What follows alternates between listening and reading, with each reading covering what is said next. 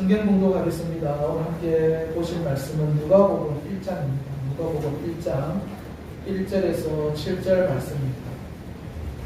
누가복음 1장 1절에서 7절 말씀입니다. 누가복음 1장 1절에서 7절, 제가 가진 성경으로 신약성경 86면입니다. 제가 먼저 읽고 교독하겠습니다. 우리 중에 이루어진 사실에 대하여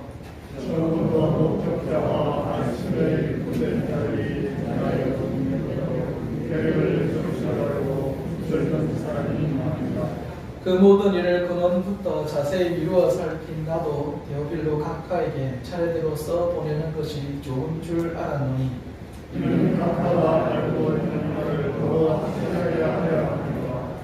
유대왕 헤롯 때에 아비야 간들에 제사장 한 사람이 있었으니 이름은 사가랴요 그의 아내는 아론의 자손이니 이름은 엘리사벳이라. 이 사람이 하나님의 의인이 그의 모든 일들과 그대로 같이 읽겠습니다. 엘리사벳이 잉태를 못함으로 그들에게 자식이 없고 두 사람의 나이가 많더라. 아멘. 우리 앞뒤 저로 한번 인사하겠습니다. 새해 복 많이 받으세요. 새해 복 많이 받으세요. 이미 복 받은 분도 계시죠? 목표를 좀 더 하루하루 좀 더 이루어가시는 분도 계시고 할 텐데, 이번 달은 저희들 이번 달 성경 읽기 본문을 보통 이제 성경 읽기 하면은 1년에 1동을 목표로 해서 그 분량을 조절하는데, 항상 뭐 성경 읽으시는 분들은 그 정도 얼마 안 됩니다. 양이 사실 안 되는데, 평상시 성경 안 보시는 분들이 읽기에는 좀 그 양이 많아 보였습니다. 그래서 조금 이번 올해는 저희 교인 중에 아무도 성경 안 읽는 분이 없으면 좋겠다 싶어서 양을 대폭 줄였습니다. 대폭 줄여서 이번 달에는 어디까지 읽으면 됩니까? 누가복음 1장에서 8장입니다. 8장. 한 달 동안에 1장부터 8장까지 8장입니다. 얼마 안 되거든요.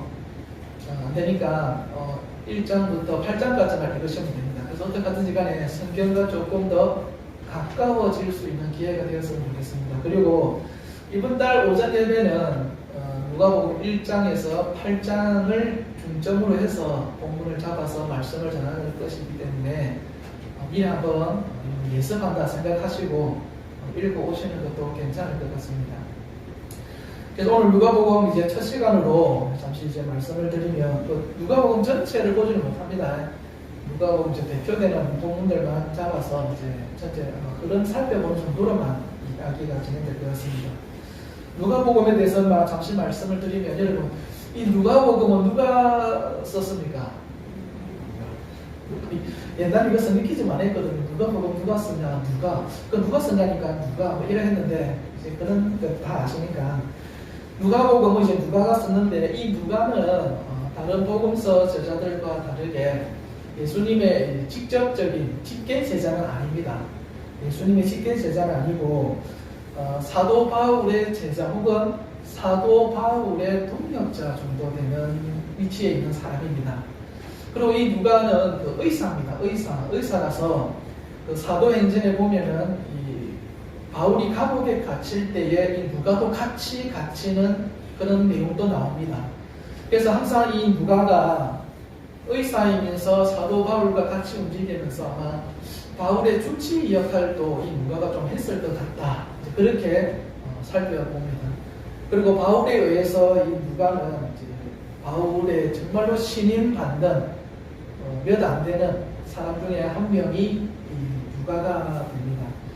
그래서 신분이 의사이다 보니까, 직업이 의사이다 보니까 이제 다른 제자들이 혹은 다른 저자가 쓴 복음서하고 비교를 해보면은, 특별히 예수님이 십자가에 못 박혀 죽으실 때 그 장면을 보면은요, 의사만이 알 수 있는 내용들이 곳곳에 이렇게 담겨 있는 것을 또 볼 수가 있습니다. 그래서 누가복음을 기록한 저자는 한 이 정도로 잠시 말씀을 드렸고, 그러면 오늘 보면 이 누가가 오늘 2절에 보시면은 뭐라고 되어 있냐면은, 지금 자기가 이 복음서를 기록하려고 하는데 자기 말고도 제 끝에 뭐라고 되어 있습니까? 이 복음서 예수님의 행적을 기록하려고 붓을 든 사람이 많다고 되어 있습니까? 적다고 되어 있습니까? 많다고 얘기하고 있는 거예요. 그러니까 지금 우리가 지금 이 성경에 기록되기로는 총 4개의 복음서가 있지 않습니까? 누가복음 말고도 3개가 더 기록이 되어져 있는데 요 성경에는 포함이 안 되어 있지만은 그 시대에 예수님의 행적을 기록하기 위해서 이 복음서를 기록하려고 했던 많은 사람들이 있어 왔다라고 하는 것을 누가가 2절에서 보여주고 있는 거예요. 그러면 많은 사람들이 예수님의 행적을 이 복음서를 기록하려고 시도를 했는데 굳이 의사인 누가가 왜 이 복음서를 또 기록하려고 하느냐? 이미 같은 종류의 책들이 많이 나와 있다. 시중에는 많이 나와 있는데도 불구하고 이 누가가 왜 자신도 복음서를 기록하려고 했는가를 볼 때에요. 그 이유가 4절에 나와 있습니다. 우리 4절 같이 한번 읽어볼까요? 오늘 보면 4절입니다. 시작.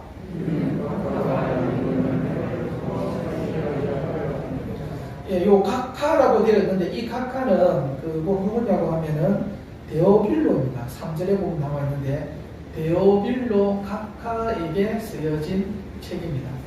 이 데오빌로는 정확하게 어떤 사람이다 단정 짓기는 어려운데 성경에 나와 있는 몇 가지 단서들을 볼 때에 이 사람을 이제 각하라고 호칭이 사용되어진 걸로 봐서는 아마 로마의 총독 혹은 거기에 준하는 고위직에 있는 관리였다 정도로 우리가 짐작할 수 있습니다. 그리고 이 데오빌로에게 이 누가복음의 양이 적지 않거든요. 이런 장문의 편지를 써서 보낼 정도면은 이 사람이 기독교에 대해서 굉장히 우호적이고 또 예수 믿은 지 얼마 되지 않거나 예수님에 대한 소식을 알고는 있지만 아직 영접하지 않은, 영접을 했더라도 초신자 정도 되는 신앙을 가진 그런 이방인이었다, 로마 관리였다 정도를 우리가 이 내용에서 볼 수가 있습니다. 그래서 이 데오빌로의 신앙을 더 굳게 하기 위해서 이 누가는 이 복음서를 기록한다라고 되어 있습니다. 근데 이 누가가 복음서를 기록할 때에 다른 복음서하고 차별점이 있는데 그게 뭐냐면 이 3절에 보시면은 각하에게 어떻게 쓴다고 되어 있습니까? 차례대로 써준다. 이게 무슨 말이냐면 이 차례대로라는 거는 시간 순서대로 기록을 하겠다는 거예요. 그래서 다른 복음서 보면은 다 이 복음서를 기록하는 저자들이 강조하는 부분들이 있습니다. 그래서 그 강조하는 부분을 기록하기 위해서요 성경을 이렇게 짜맞추게 하는 거예요. 예수님의 행적들을 시간 순하고 상관없이 다 짜맞추게 해서 그 점을 이야기하고 논리로 풀어가고 이러거든요. 근데 누가의 경우에는 데오빌로라고 하는 초신자에게 맞추어서 복음서를 써야 되기 때문에 그런 거 필요 없고 시간 순으로 쭉 쓰는 거예요. 역사를 시간 순으로 첫 번째, 두 번째 시간적으로 어떻게 예수님이 하셨다 이거를 이제 기록해 나가는 거예요. 이렇게 기록하면은요 아무래도 초신자들이 읽기는 좀 어떻겠습니까? 쉬운 겁니다. 그래서 보통 초신자들에게 요한복음부터 먼저 읽으라고 하는 것을 많이 이제 권하는데 제 개인적으로 볼 때는 누가복음이 초신자들이 읽기에는 굉장히 쉽다. 다른 복음서들에 비해서는 그나마 좀 쉽다라고 생각이 듭니다. 그래서 본인이 내 믿음을 좀 더 확고히 세워야 되겠다 싶으신 분들은 이 복음서부터 읽어 나가시면 도움이 될 것 같습니다. 그래서 사도 이 누가가 이런 이제 목적을 가지고 이 복음서를 기록을 하는데 이 사람이 보면은 3절에 보면 뭐라고 되어 있냐면 근원부터 자세히 이루어 살폈다고 되어 있거든요. 시간 순서대로 이제 내가 예수님에 대해서 쓰려고 하는데 어디서부터 예수님의 일을 기록해야 될까 고민을 해보니까 그 근원부터 살펴보니까 이 사람은 어디서부터 기록을 하냐면은 제사장 누굽니까? 5절에 사가랴와 그 부인 엘리사벳부터 기록하는 것이 낫겠다. 이렇게 보면 돼요. 다른 복음서들은 보면은요 거의 다 예수님의 탄생, 출생에서부터 시작하는데 이 누가복음은 세례 요한의 아버지로부터 기록을 해요. 누가가 보기에 세례 요한의 아버지부터 기록을 하는 것이 복음서의 출발로 적당하다. 누가는 그렇게 생각을 한 겁니다.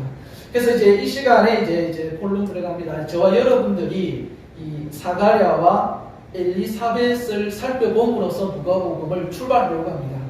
그래서 5절에 보시면은 이 사가랴와 엘리사벳에 대해서 나와 있는데 그 배경에 나와 있습니다. 그들의 삶의 배경. 이 사람들은 어느 시대의 사람이라고 되어 있습니까? 유대와 헤롯 때의 사람이다. 헤롯 때의 사람. 그리고 또 하나는 뭐냐면 이 사람들의 가정에 대해서 나와 있는데 이 사람들은 6절에 보니까 하나님 앞에서 어떤 사람이라고 되어 있습니까? 의인이다. 하나님의 말씀을 지키고 사는, 하나님 보시기에도 의인이라고 하는 칭호를 받을 수 있는 사람이다 라고 되어 있습니다. 그리고 또 하나가 뭐냐면은 이 사람은 7절에 보니까 어떤 문제가 있습니까? 자녀를 가지지를 못한다. 잉태하지 못하더라는 거예요. 근데 자녀만 가지지 못할 뿐 아니라 7절 끝에는 두 사람의 나이가 뭐하다고요? 많더라. 이런 문제. 여기서 나이가 많더라는 것은 단순히 뭐 나이가 많다가 아니라 아이를 가질 수 있는 나이 그 시기가 넘어갔다의 의미가 되는 겁니다. 그럼 정리해 볼게요. 지금 이제 누가는 예수님에 대해서 이야기하는데 누구로부터 이야기를 시작하는 겁니까? 세례 요한의 부모로부터 시작하는 겁니다. 그래서 아버지 이름은 누굽니까? 사가랴. 어머니의 이름은 엘리사벳. 이 두 사람에 대한 이야기입니다. 근데 이 두 사람, 세례 요한의 부모님은 하나님 앞에서 어떤 사람이라고요? 의인. 의인인데 하나님 앞에서 의인으로서의 삶을 살면요, 여러분 우리가 그렇게 생각하지 않습니까? 저 사람은 하나님 잘 믿으니까 모든 문제가 순탄하게 잘 해결될 거야. 그런 생각을 가질 수가 있거든요. 그리고 우리가 또 가질 수 있는 생각이 뭐냐면 우리가 예수님을 열심히 믿고 잘 믿은 거 사실 말로 표현을 안 해서 그렇지 은연중에 신앙생활 잘하면 내 모든 문제가 해결될 거야 하는 그런 기대감 속에서 우리가 예배도 드리고 신앙생활을 한다고요. 근데 막상 성경에 기록될 정도로 의인이라고 칭호를 받는 이 가정에도 문제가 있더라는 거예요. 그게 금방 우리가 살펴보았던 7절입니다. 뭐였습니까? 자녀를 갖지 못하는 문제. 근데 그것만 끝나는 게 아니라 자녀를 낳을 수 없을 정도로 나이도 많이 먹어버린. 이게 왜 중요하냐면은 이 사람들 직업이 뭐냐면 제사장입니다. 제사장.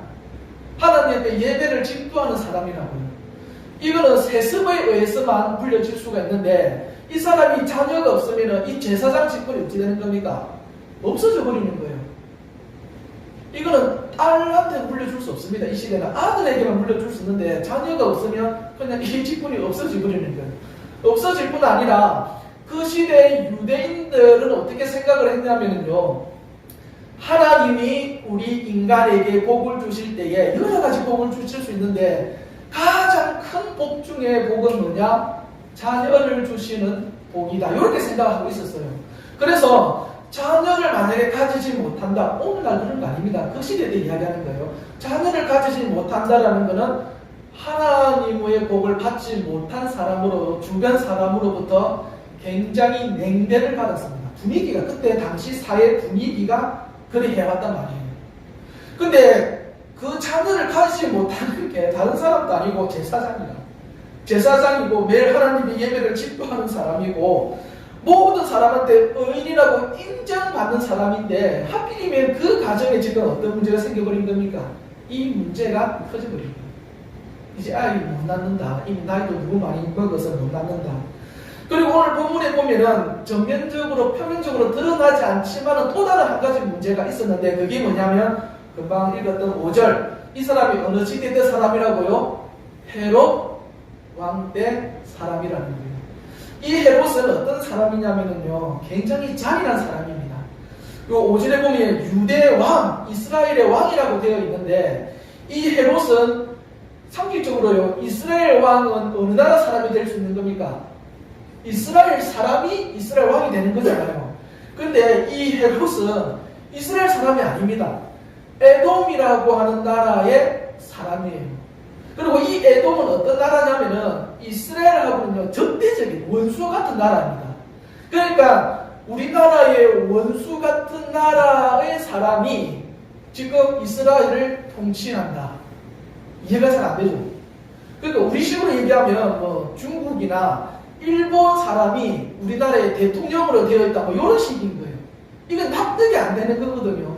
그러니까 이 시대에 다른 나라 사람이 이스라엘을 다스리니까 이스라엘 사람들이 헤롯을 좋아하겠습니까? 안 좋아하겠습니까? 안 좋아하는 거예요. 그래서 곳곳에서요, 반란이 일어나고요, 막 데모도 일어나고 시위도 일어나고 이러는 거예요. 그러니까 헤롯은 자기의 왕권을 지키기 위해서 뭐 자기 나라 사람도 아니니까 굉장히 공포 정치로 이스라엘을 통치하는 겁니다. 조금이라도 자기 눈에 마음에 안 든다 그럼 죽여버려요. 심지어는 자기 자녀도 아무렇지 않게 죽여버립니다. 그리고 뭐 학자들, 종교 제사장들 뭐 바른 소리 한다 다 필요 없어요. 그냥 자기 마음에 안 들고 좀 위험이 된다면 쫓아내든지 죽이든지 굉장히 공포 정치를 했던 사람이 헤롯입니다. 그러니까 지금 이 제사장 사가랴하고 엘리사벳은요, 하나님 앞에 경건한 신앙의 모습을 가지고 있지만 그 시대 사회나 그 시대 자기 가정의 문제나 하나도 해결이 안 되는 거예요. 이거 이해가 되세요? 여러분, 우리가 지금 이 자리에 모여서 예배드리고 하나님을 섬기려고 하고 하나님 말씀 왜 듣습니까? 그 말씀대로 살려고 듣는 거잖아요. 그런데 막상 그렇게 우리가 하루하루 살아왔지만 2021년도 살아왔지만 내 삶의 문제가 해결이 안 됐을 수도 있고, 그리고 우리가 속해 있는 사회, 지금 코로나 뭐 예를 들면 19 상황인데 이런 시대적인 문제에 있어서 교회가 어떤 해답이라도 제시한 게 있냐라는 거예요. 없잖아요. 없어요. 아무 해결책도 없어요. 시대에 대한 해결책도 교회가 없어. 그렇다고 교회 성도들하고 교회의 어떤 문제들이 해결된 것도 없어. 그럼 도대체 우리가 왜 신앙생활을 하느냐? 이 사람의 경건이 무슨 의미가 있느냐? 너는 착하게 살았어. 제사장으로서 바르게 산 거야. 그 말을 들을 수는 있어도 시대적 사명을 감당한 것도 아니야. 지 삶의 문제도 해결된 것도 아니야. 뭐 하는 거냐는 거예요. 뭐 하는 거냐. 우리가 하나님 앞에 예배 드리는 게 해결이 안 됐는데, 우리가 살고 있는 이 시대에 대해서 아무 해답도 못 주는데 오늘 내가 이 자리에서 예배 드리는 것이 무슨 의미가 있을까? 그 생각이 안 들겠다는 거예요. 그 생각이. 저도 제가 취업이 안 됐을 때, 앞으로 미래가 불투명할 때, 결혼을 못하고 있을 때 예배 드리는 게 도대체 한심스럽게 느껴진 적이 있었어요. 내가 예배를 왜 드릴까? 내 문제가 해결이 안 됐는데. 그 생각이 들 때가 있더라는 거예요.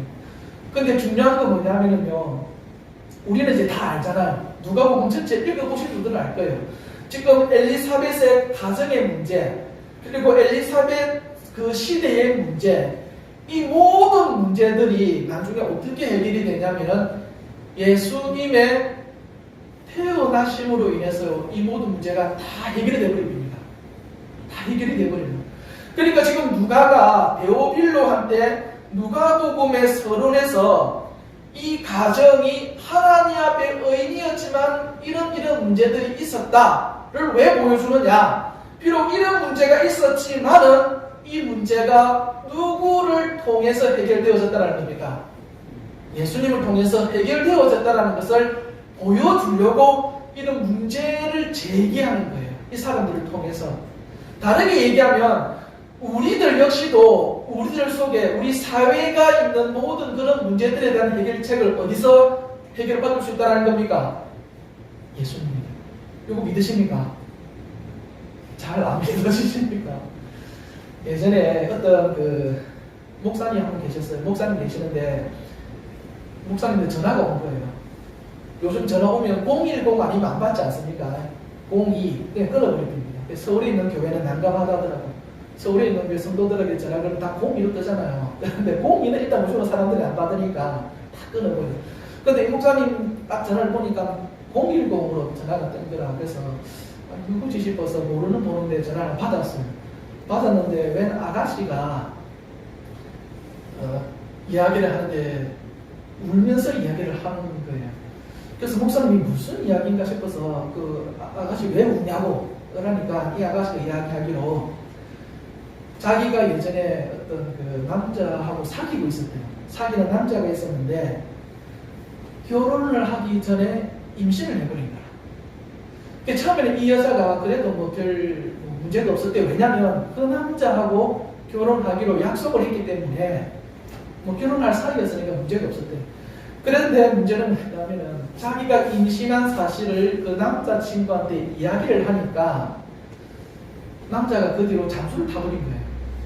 전화도 안 받고 집에 찾아가도 어디로 가고 없고 도무지 만날 수가 없는 거예요. 그러니까 이 아가씨 생각에 이 남자가 나를 버리고 나를 떠났다라고 생각이 되니까 이제 애를 낳으면 누가 키워야 됩니까? 혼자 키워야 되잖아요. 그러니까 혼자 애를 낳는 것도 무섭고 혼자 그 애를 키워야 된다는 생각이 너무 힘든 거예요. 너무 힘들어서 이 아가씨가 어떤 결정을 내렸냐면은 이 복태중에 있는 애를 그냥 낙태시키고 나도 그냥 죽어버려야 되겠다. 그 생각을 가졌대요. 근데 그 생각을 가졌는데 마지막으로 죽기 직전에 한번 목사님한테 전화를 걸어보자 해서 전화를 건 거예요. 이게 제 경험인데 절대로 목사님들은 좋은 전화 안 합니다. 항상 안 좋은 전화, 뭐 일 터졌을 때 어떻게 하시고 전화가 오는데 그 우리가 해결책 그 어떻게 다 알아요? 우리도 다 몰라요. 그렇죠? 인생을 뭐 많이 산 것도 아니고. 하여튼 그 전화를 받았는데 이 목사님이 듣다 보니까 자기가 큰 교회입니다. 자기 그 목사님 알지는 못하는데 자기 교회 그 청년이었던 것 같아요. 그래서 이 목사님이 뭐라고 이야기하시냐면은 그럼 자매님 죽기 전에 우리 그 큐티 모임이 있는데 그 큐티 모임에 한번 참석해봐라 이렇게 한 거예요. 큐티 모임 뭔지 아십니까? 제가 이거 우리 집 애한테 얘기해 줬더만 큐티 모임 예쁜 모임 말하는 거야 이러더라고. 그게 예쁜 큐티가 아니고 콰이어트 타임. 하나님의 말씀을 직접적으로 읽고 묵상하고 대면하는 시간인데 그 큐티 모임에 참석을 한번 해봐라고 한 거예요. 그러니까 이 아가씨가 뭐라고 얘기하냐면은 내가 거기에 왜 참석해야 돼요? 그러더랍니다. 내가 지금 죽으려고 하는데 거기에 내가 왜 참석을 해야 되냐 물었대요. 그러니까 이 목사님께서 뭐라고 얘기하시냐면 이 목사님이요 지혜 있는 분 같아요. 이 목사님이 뭐라고 얘기하시냐면은 적어왔다. 저는 그거 보내보겠더라고. 한번 들어보세요. 이게 진짜 중요합니다. 오늘 핵심입니다. 아니면 올해의 핵심일 수도 있습니다. 저거 송구영 시대에 주무신 분들 괜찮습니다. 요것만 들으시면 됩니다. 하나님의 말씀을 들으면 하나님의 말씀을 뭐 하면요? 하나님의 말씀을 들으면요. 그 말씀이 내 삶을 해석하게 된답니다. 여기 이해되시나요? 하나님의 말씀을 내가 들으면요. 그 말씀이 내 삶을 해석해 줍니다. 그리고 해석이 되면서 내 삶에 대한 해결책이 나오게 된대요. 그래서 이 아가씨가 실제로 그 목사님 말씀대로요. 한 달, 한 몇 개월이니까 꾸준히 그 모임에 매일 있는 건 아닌데 참석을 해서 봤대요. 말씀을 묵상하고. 이때까지는 그냥 이렇게 앉아서 목사님이 설교하는 메시지를 귀로만 들었는데 큐티 시간은 자기가 직접 말씀과 대면하는 시간이거든요. 그러니까 내 귀에 내 마음에 와닿는 말씀의 그 강도가 훨씬 심한 거예요. 더 깊은 거예요. 지금 제가 여러분들에게 설교할 때 만약에 여러분들이 제 설교로 상처를 받았지 않습니까? 그러면은 여러분의 받은 상처의 한 몇 배 이상을 제가 받은 거예요. 왜냐하면 저는 하나님의 말씀을 직접 보면서 저도 상처 받잖아요. 근데 받은 상처가 말이 제가 어눌해가지고 그 100% 몸전하니까 여러분들에게 그 강도가 약해진 거예요. 그러니까 직접 말씀을 보니까 그 강도가 더 강하게 와닿는 거야. 그럼 이 사람이 그 큐티 모임을 통해서요 어떻게 깨달았냐면 낙태는 하나님의 뜻이 아니구나를 먼저 깨달았고요. 그래서 낙태를 안 시키고 낳기로 했대요. 그러면서 계속 말씀을 보니까 그때마다 말씀이 자기를 위로해주고 어떤 말과 어떤 행동을 해야 되는지를 가르쳐 주더래. 그렇게 몇 개월 지나니까요. 그 잠수 탄 그놈 있죠, 그놈. 잠수 탄 그놈. 제가 딸이 없으면 몰랐는데 딸이 있다 보니까 이 굉장히 나쁜 놈이네 이거 딱 생각이 들더라고요. 그 놈이 잠수 항상 못 하잖아요. 잠수학도 뭐 합니까? 올라와야 되잖아. 올라오더랍니다.